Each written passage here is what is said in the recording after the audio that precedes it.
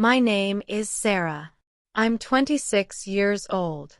People stare at me when I walk down the street with my husband. They whisper behind their hands. They shake their heads in disapproval. You see, my husband is 68 years old. Yes, you read that right. There's a 42-year age gap between us. When people hear this, they make assumptions. They think I'm a gold digger. They think he's taking advantage of me. They think our love isn't real. But they're wrong about everything. I want to tell you my story. I want you to understand why I made this choice. It wasn't easy. It cost me friendships. It strained my relationship with my family. But it was the right choice for me. Let me start from the beginning. I grew up in a small town in Ohio. My parents divorced when I was 8. My dad left us for a younger woman. How's that for irony? My mom worked 2 jobs to keep us afloat. I have a younger brother named Jake. We were poor, but we had each other. Growing up without a father figure affected me deeply. I craved stability. I wanted someone reliable. Someone who wouldn't abandon me like my dad did. In high school, I dated boys my age. They were immature. They cared about video games and parties. They made promises they couldn't keep. One boyfriend cheated on me with my best friend. Another one borrowed money and never paid it back. I started to think that maybe men my age weren't for me. In college, I studied literature. I loved old books. I spent hours in the library. I preferred the company of books to people. My friends called me an old soul. They said I was too serious for my age. Maybe they were right. After college, I got a job at a small publishing house. The pay was terrible, but I loved the work. I edited manuscripts and worked with authors. It was my dream job. That's where I met Harold. Harold was a retired English professor. He was 65 at the time. I was 23. He came to our office to discuss publishing his memoir. He had fought in Vietnam. He had taught literature for 40 years. He had lived through so much history. I was assigned to be his editor. Our first meeting was professional. He was polite and well-dressed. He spoke with perfect grammar. He had kind eyes behind wire-rimmed glasses. His hair was silver and neatly combed. He reminded me of my favorite English teacher from high school. We worked together for 6 months on his book. We met every Tuesday at 2 p.m. He would bring me tea from the cafe downstairs. Earl Grey with honey. Just how I liked it. During our meetings, we talked about more than just his manuscript. We discussed books we'd read. We shared our favorite poems. He told me stories about his students. I told him about my dreams of writing my own novel someday. Harold was different from any man I'd ever met. He listened when I spoke. He asked thoughtful questions. He remembered details about my life. When I mentioned that I loved old movies, he brought me a collection of classic films the next week. "I thought you might enjoy these," he said simply. No one had ever paid attention to my interests like that before. Slowly, I began to look forward to our Tuesday meetings. I would dress a little nicer. I would arrive early to prepare questions about his work. But really, I just wanted to spend time with him. Harold was patient with my editing suggestions. He never got frustrated when I asked him to rewrite sections. He respected my opinions, even though I was much younger. He treated me like an equal. "You have excellent instincts," he told me one day. "You're going to be a wonderful writer yourself someday." Those words meant everything to me. No one had ever believed in my abilities like that. When his book was finished, I felt sad. I knew our weekly meetings would end. I would miss our conversations. I would miss his gentle presence in my life. On our last official meeting, Harold surprised me. Sarah, he said, would you like to have dinner with me? To celebrate the completion of the book. My heart skipped a beat. Was he asking me on a date? Or was this just a professional courtesy? I said yes. We went to a quiet Italian restaurant. Harold was a perfect gentleman. He pulled out my chair. He asked about my preferences before ordering wine. He shared stories about his travels to Italy. During dinner, something shifted between us. The conversation became more personal. He told me about his late wife, Margaret. She had died of cancer 5 years earlier. They had been married for 35 years but never had children. Margaret would have liked you, he said. She appreciated intelligence and kindness. You have both in abundance. I felt tears in my eyes. No one had ever spoken to me with such genuine affection. I told him about my father leaving, about my fears of abandonment, about feeling different from people my own age. You're not strange for being mature, Harold said. The world needs more people who think deeply about life. That night, Harold walked me to my car. He didn't try to kiss me. He simply said, I hope we can remain friends, Sarah. I've enjoyed getting to know you.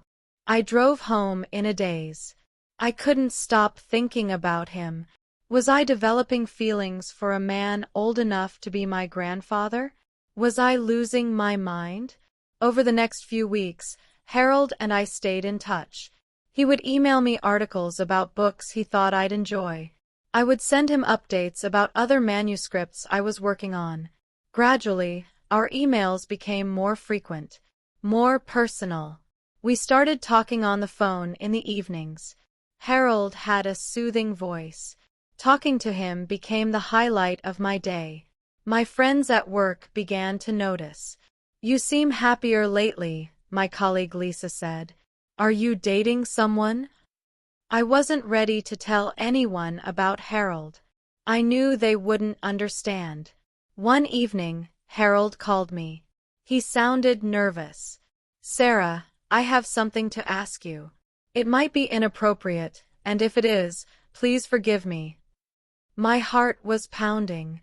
What is it, Harold? I've developed feelings for you. Romantic feelings. I know the age difference between us is significant. I know people would judge us. But I needed to be honest with you. I was quiet for a long moment. I had been hoping he would say those words, but hearing them still shocked me. Harold, I said finally, I have feelings for you too. The relief in his voice was audible. Really? Yes. I know it's complicated. I know people won't understand, but you make me happier than anyone ever has. That was the beginning of our romantic relationship. Dating Harold wasn't easy.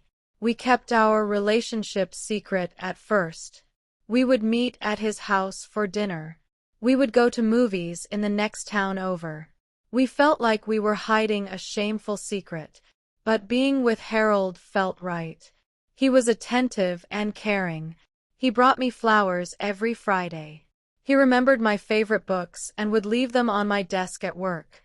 He cooked for me on weekends. His beef stew was better than any restaurant meal I'd ever had. Harold introduced me to classical music.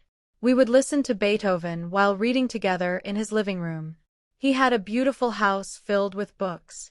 Floor-to-ceiling bookshelves in every room. It felt like heaven to me. We talked for hours about everything. Politics, philosophy, literature, dreams for the future. Harold had wisdom that came from decades of living. He helped me see the world differently. But the secrecy was weighing on me. I hated lying to my friends and family. My mom called me one Sunday afternoon. Sarah, honey, are you dating anyone? You sound different lately. Happier.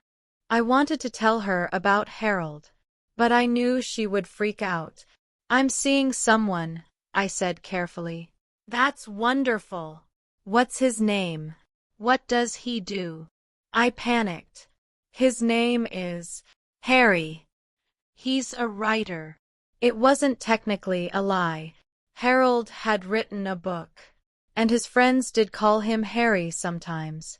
How old is he? My mom asked. My stomach dropped. He's older than me. How much older? Like 30. A bit older than that. Sarah, you're being evasive. What aren't you telling me? I couldn't do it. I couldn't tell her the truth over the phone. Mom, I need to go. I'll call you later. I hung up feeling terrible. I hated lying to my mother. But I wasn't ready for that conversation yet. At work, things were getting complicated too. My boss, Mr. Peterson, noticed that I seemed distracted. Sarah, your editing has been sloppy lately. You missed several typos in the Johnson manuscript. That's not like you. He was right. I was having trouble concentrating. I spent most of my time at work thinking about Harold, wondering what he was doing, looking forward to seeing him that evening. My friend Lisa cornered me in the break room one day. Okay, spill. Who is this mystery man you're dating? You've been glowing for weeks, but you won't tell us anything about him. It's complicated, I said. Is he married? Is that why you're being so secretive? No, he's not married. It's just difficult to explain. Lisa looked hurt. Sarah, we've been friends for 3 years. You can trust me. I wanted to trust her, but I was terrified of her reaction. After 6 months of dating Harold in secret, I finally told Lisa the truth. We were having drinks after work. She was pressing me again about my mystery boyfriend. Promise me you won't judge, I said. Of course I won't judge. I took a deep breath. His name is Harold. He's 66 years old. Lisa choked on her wine. I'm sorry, what? He's older than me. Quite a bit older. Sarah, are you insane? He's old enough to be your grandfather. Her reaction was exactly what I'd feared. But it still hurt to hear. It's not what you think, I said. What do I think? I think you're being taken advantage of by some old pervert. Harold isn't a pervert. He's kind and intelligent, and he treats me better than any guy my age ever has. Sarah, this is crazy. What could you possibly have in common with a 66-year-old man? Everything, I said quietly. We have everything in common. Lisa stared at me like I'd grown a second head. Is this about money? Is he rich? No. God, why does everyone assume it's about money? Because what else could it be? A 23-year-old girl doesn't fall in love with a senior citizen unless there's something in it for her. I felt tears stinging my eyes. You don't understand. Harold sees me for who I really am. He appreciates my mind. He doesn't try to change me. Sarah, this is a phase. You'll get over it. You need to date men your own age. I've tried dating men my own age. They're immature and selfish. They don't care about the things I care about. Lisa sighed. I'm worried about you. This isn't healthy. That conversation marked the beginning of the end of our friendship. Lisa couldn't accept my relationship with Harold. She thought I was making a huge mistake. She stopped inviting me to social events. She became cold and distant at work. I was losing friends because of my choice to be with Harold. But the hardest conversation was still ahead of me. I had to tell my family. I decided to tell my mother first. She had a right to know. I couldn't keep lying to her forever. I drove home to Ohio for Thanksgiving. Harold offered to come with me, but I knew that would make things worse. I needed to prepare my family first. My mom was excited to see me. She had prepared all my favorite dishes. She kept asking about Harry, my mysterious boyfriend. When are you going to bring him home to meet us? She asked. After dinner, I asked if we could talk privately. We sat on the porch with cups of coffee. The autumn air was crisp. I could smell wood smoke from a neighbor's fireplace. Mom, I need to tell you something about the man I'm dating. She leaned forward, interested. What is it, honey? He's older than I initially told you. How much older? I took a deep breath. 43 years older. My mother's coffee cup slipped from her hands. It shattered on the porch floor. Sarah Elizabeth, please tell me you're joking. I'm not joking, Mom. His name is Harold. He's 66 years old. And I love him. My mother's face went through several emotions. Shock, anger, disgust, fear. Sarah, this is insane. This man is a predator. He's taking advantage of you. He's not taking advantage of me. I pursued the relationship as much as he did. You don't understand what you're doing. This man could be your grandfather. It's sick. It's not sick, Mom. We have a real connection. We love each other. Love? She screeched. This isn't love. This is some kind of psychological manipulation. What does he have on you? Nothing. God, why can't you understand that this is my choice? Because it's a terrible choice. Sarah, you're throwing your life away. What kind of future can you have with a man who could die any minute? That comment hit me like a punch to the gut. Harold's mortality was something I tried not to think about, but my mother had voiced my deepest fear. I don't care about that, I lied. Well, I care. I care that my daughter is ruining her life for some old man. What will people think? What will the neighbors say? I don't care what people think. You should care. Your reputation matters. Your future matters. What happens when he dies and leaves you a widow at 35? I started crying. I don't know, Mom. I don't know what will happen, but I know that I'm happy with him. Happier than I've ever been.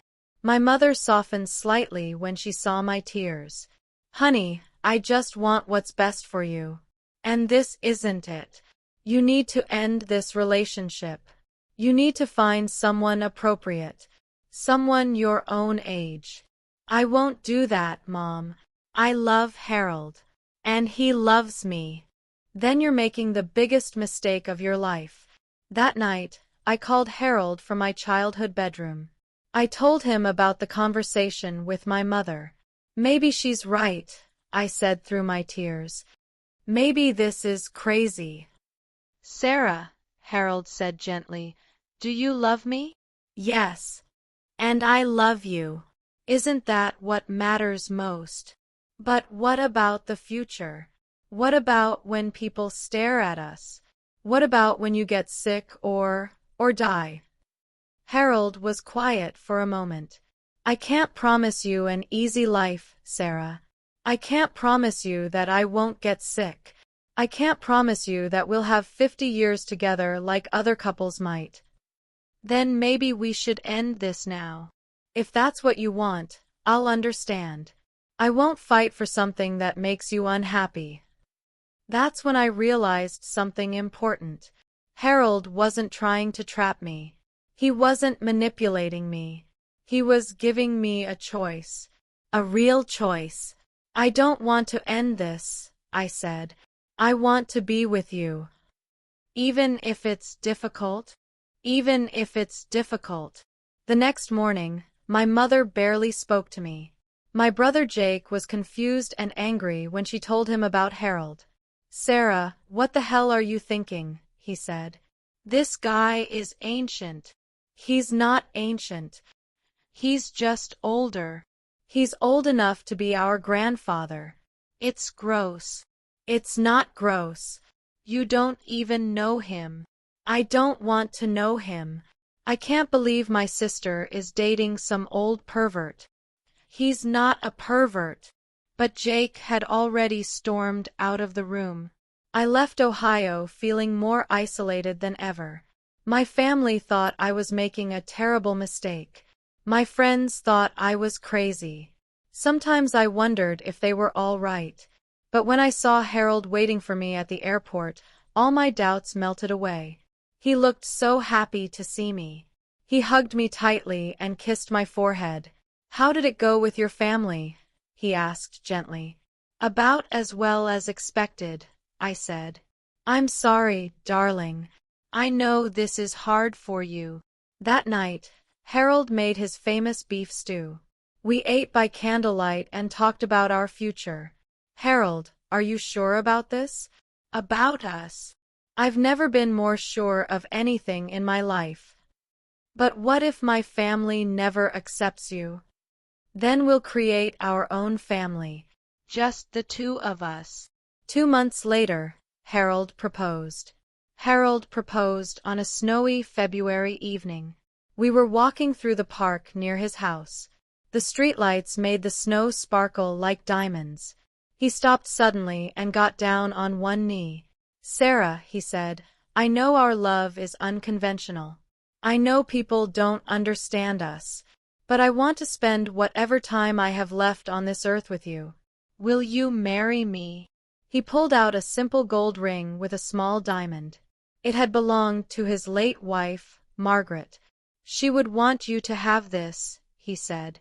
"She would want us to be happy." I said yes through my tears. But planning our wedding was a nightmare. My mother refused to attend. "I won't watch my daughter make the biggest mistake of her life," she said when I called to tell her the news. "Mom, please. I need you there." "Then call off this ridiculous wedding and I'll be happy to attend your real wedding someday. To someone appropriate."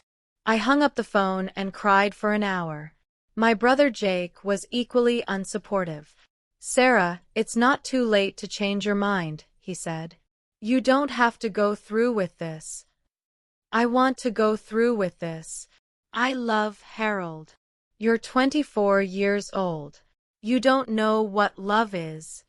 "I know more about love than you think." "This isn't love.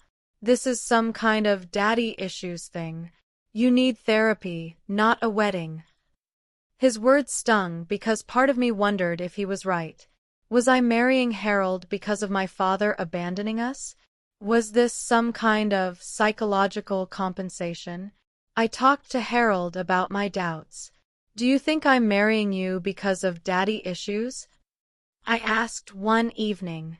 Harold considered the question seriously. He never dismissed my concerns. "I think your father's abandonment affected you deeply," he said. "I think it made you value stability and loyalty. But I don't think that's the only reason you love me." "What are the other reasons?" "You love me because we share the same interests. Because we can talk for hours without getting bored. Because I make you laugh. Because you feel safe with me." He was right. Yes, I valued Harold's stability. But I also genuinely enjoyed his company. He was my best friend as well as my lover. At work, things were getting worse. Word had leaked about my engagement to Harold. People whispered about me in the hallways. I heard the words gold digger and daddy issues more than once. Mr. Peterson called me into his office. "Sarah, I need to ask you something personal. Is it true that you're engaged to Harold Morrison?" "Yes, sir." "Harold Morrison, who wrote Letters from Vietnam? The man whose book you edited?" "Yes, sir." Mr. Peterson looked uncomfortable. "Sarah, this creates a conflict of interest. We can't have our editors romantically involved with our authors." "But we weren't romantically involved when I edited his book. Our relationship developed afterward." "I understand that. But the appearance of impropriety is enough. I'm going to have to transfer you to a different department." I was devastated. I loved my job editing manuscripts, but I was being demoted because of my relationship with Harold. Is there anything else I can do to avoid the transfer? I asked. You could end your relationship with Mr. Morrison. I won't do that. Then I'm sorry, Sarah. The transfer takes effect next week. I left Mr. Peterson's office feeling like my world was crumbling. I was losing my dream job because I was marrying the man I loved. That night, Harold found me crying in his kitchen. What's wrong, darling? I told him about the meeting with Mr. Peterson. Sarah, maybe we should postpone the wedding. I don't want you to lose your career because of me. No, I said firmly. I'm not postponing our wedding because of other people's narrow-mindedness. But your job. I'll find another job. There are other publishing houses. You shouldn't have to sacrifice your dreams for me. I'm not sacrificing my dreams. You're part of my dreams now. Harold hugged me tightly. I love you so much, but I feel guilty about the problems I'm causing in your life. You're not causing problems. Other people's prejudices are causing problems. 2 weeks before our wedding, I had a panic attack. I was at the grocery store, buying ingredients for our rehearsal dinner. An elderly woman in line behind me was talking loudly to her friend. Did you hear about that young girl who's marrying the old man? It's disgusting. She's young enough to be his granddaughter. I heard she's only after his money. Must be. What else could it be? It makes me sick.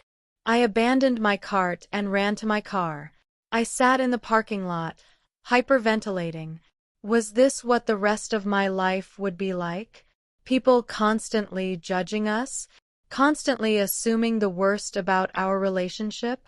I called Harold from the car. I can't do this, I sobbed. I can't handle people staring at us and whispering about us for the rest of our lives. Where are you? Harold asked. I'm coming to get you. He found me in the grocery store parking lot, still crying in my car. He got in the passenger seat and held me while I sobbed. Maybe everyone is right, I said. Maybe this is crazy. Maybe I am making a huge mistake. Look at me, Harold said gently. He turned my face toward his. Do you love me? Yes. Do I make you happy? Yes. Do you want to spend your life with me? Yes, but then nothing else matters. Not what strangers think. Not what your family thinks. Not what your co-workers think. The only opinions that matter are yours and mine. But what if they're right? What if this is some kind of psychological issue I have? Sarah, I've lived for 66 years. I've met thousands of people. I know the difference between genuine love and psychological dysfunction. What we have is real. How do you know? Because you challenge me.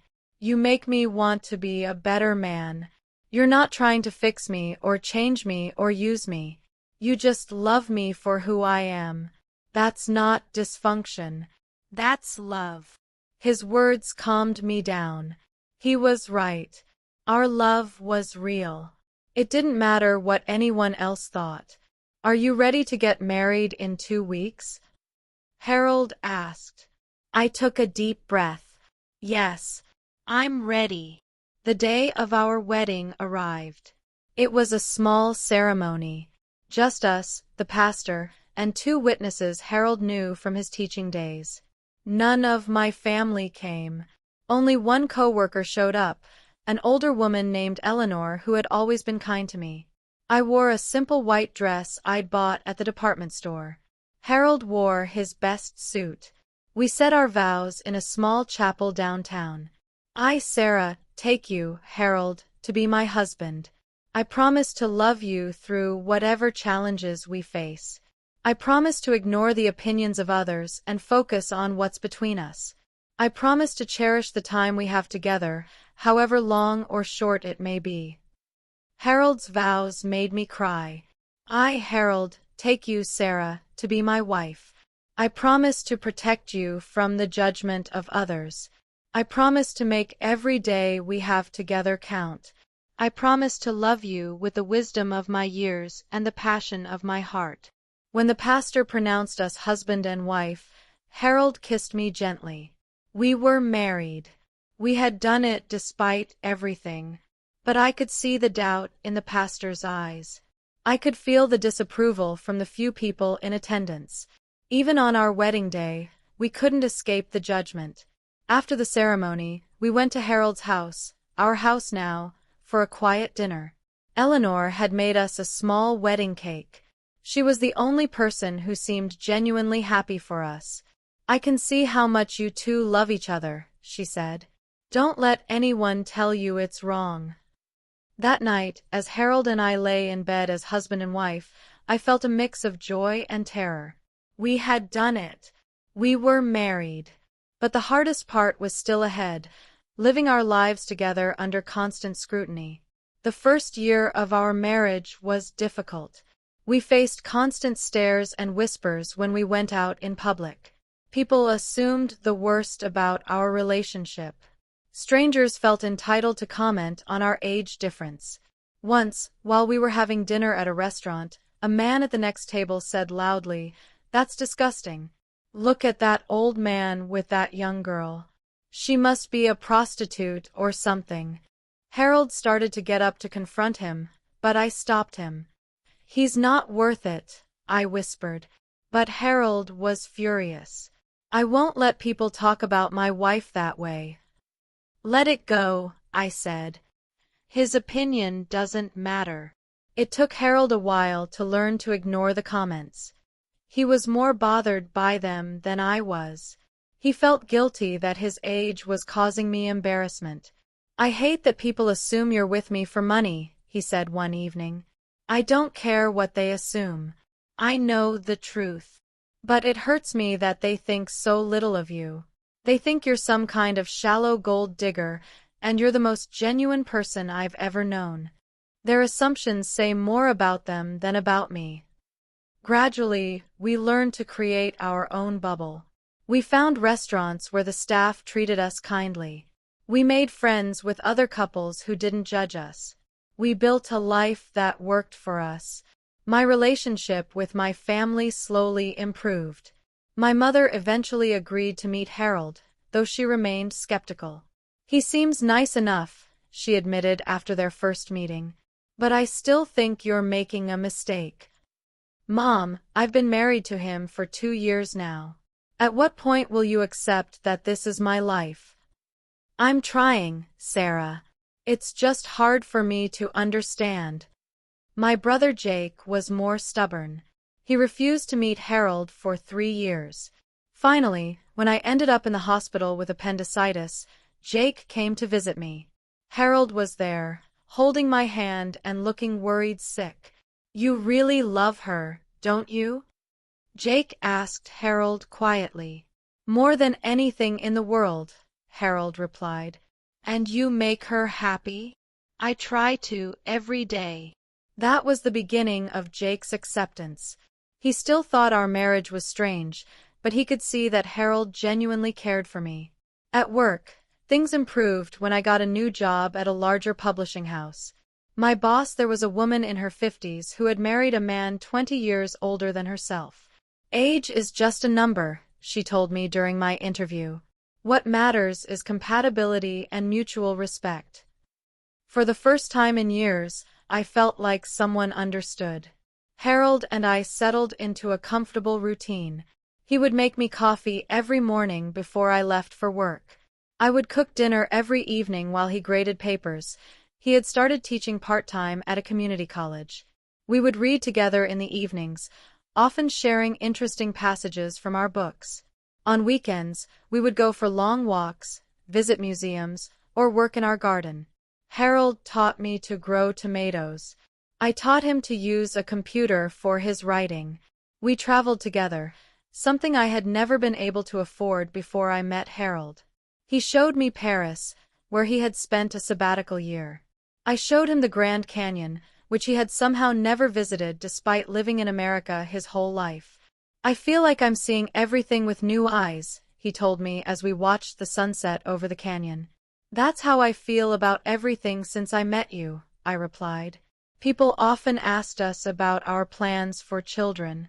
This was a source of sadness for both of us. Harold had always regretted not having children with his first wife. I had always assumed I would be a mother someday. Are you sure you don't want children? Harold asked me once. I want children with you, I said. But if that's not possible, I'm okay with it being just us. We talked about adoption, but ultimately decided against it. Harold worried about being too old to be a good father. I worried about what it would be like for a child to have such elderly parents. Instead, we became the favorite aunt and uncle to Harold's nephew's children. We spoiled them with books and educational trips. They didn't seem to notice or care about our age difference.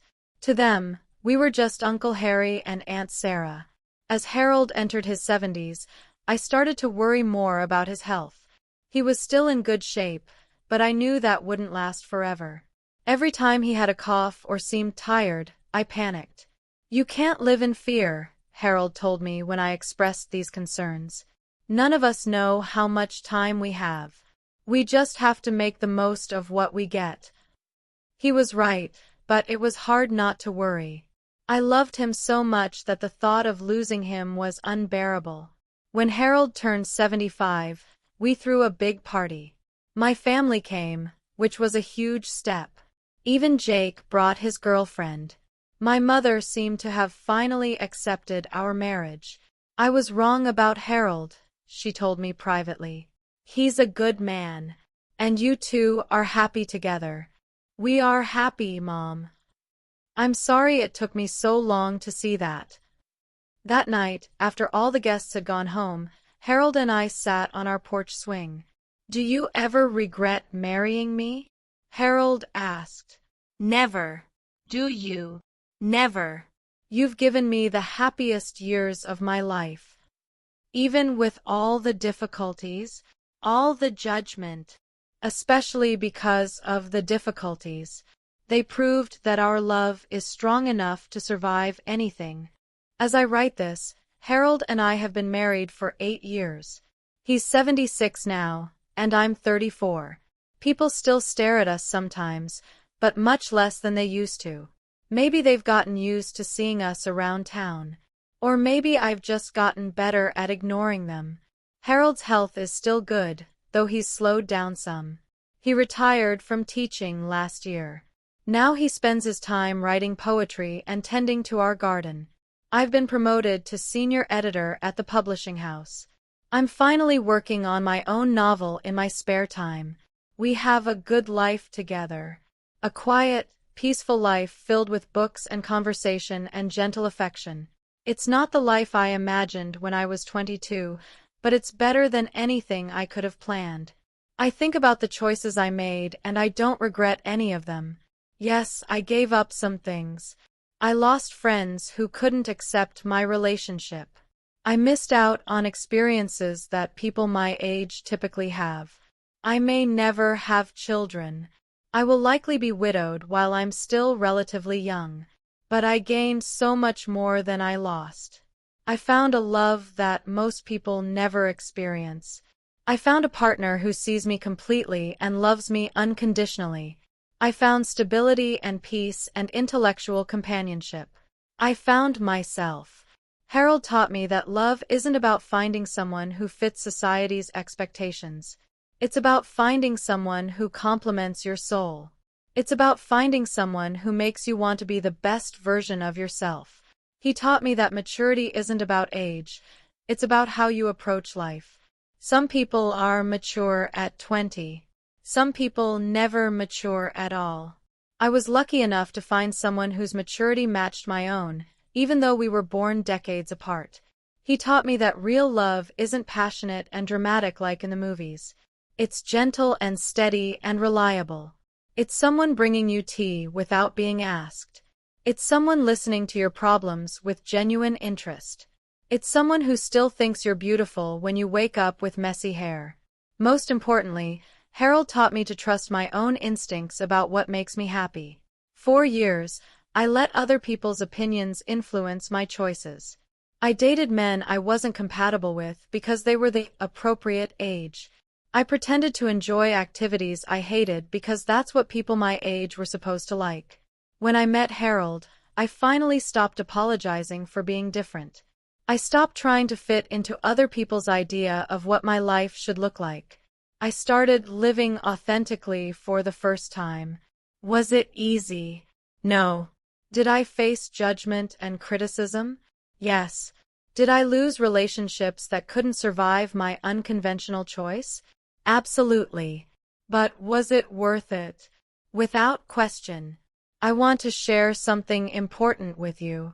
Throughout our marriage, people have assumed that Harold got the better deal in our relationship. They think a young wife is more valuable than an older husband. But they're wrong about that too. Harold gave me things that no man my age could have offered. He gave me his accumulated wisdom from 7 decades of living. He gave me emotional stability that came from knowing who he was and what he wanted. He gave me patience that came from understanding what really matters in life. He had already made his mistakes and learned from them. He wasn't trying to find himself or figure